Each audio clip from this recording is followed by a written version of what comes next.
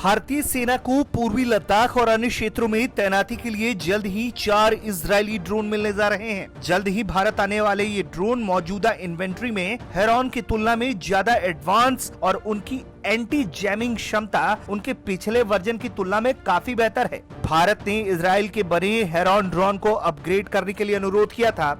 इस ड्रोन को लद्दाख और LAC के अन्य इलाकों में तैनात किया जाएगा, जिससे चीनी सेना की गतिविधियों पर नजर रखी जा सके और किसी भी आपात स्थिति का तुरंत जवाब दिया जा सके। गौरतलब है कि इन ड्रोन की भारत में डिलीवरी होने में देरी के बावजूद भारतीय सैन्य बलों को जल्द ही 4 हेरॉन ड्रोन मिलने वाले हैं। ये मौजूदा हेरॉन ड्रोन के मुकाबले कहीं ज्यादा आधुनिक है और इनकी एंटी जैमिंग क्षमता हमने पहले ही बताई बहुत ज्यादा बेहतर है। ये ड्रोन करीब 45 घंटे तक 35,000 फुट की ऊंचाई तक उड़ने में सक्षम है।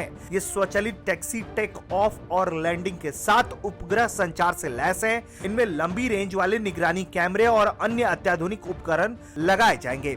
इस ड्रोन में लगा सिस्टम पूरी तरह से स्वचालित है और इसके उड़ान भरने और उतरने के दौरान विपरीत मौसमी हालातों में भी कोई परेशानी नहीं होती। हेरॉन 30,000 फीट की ऊंचाई तक उड़ सकता है और ये इसे चलाने वालों को युद्ध के मैदान पर रियल टाइम जानकारी उपलब्ध कराता है। ये GPS नेविगेशन सिस्टम के जरिए निगरानी का काम करता है। इजराइल से आ रहे इस ड्रोन के अलावा भारतीय सुरक्षा बल ऐसे हथियारों की खरीद में जुटे हैं जो चीन के साथ चल रहे संघर्ष में उनकी मदद कर सकते हैं।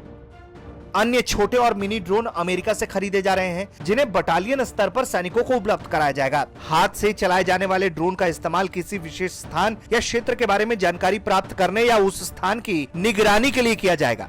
वहीं भारतीय नौसेना ने हिंद महासागर क्षेत्र में निगरानी के लिए एक अमेरिकी कंपनी से लीज पर 2 प्रेडेटर ड्रोन भी लिए हैं। इन ड्रोन की तैनाती पूर्वी लद्दाख में LAC पर की जा सकती है, क्योंकि लद्दाख सीमा पर लगातार भारत चीन के बीच तनाव की स्थिति बनी हुई है।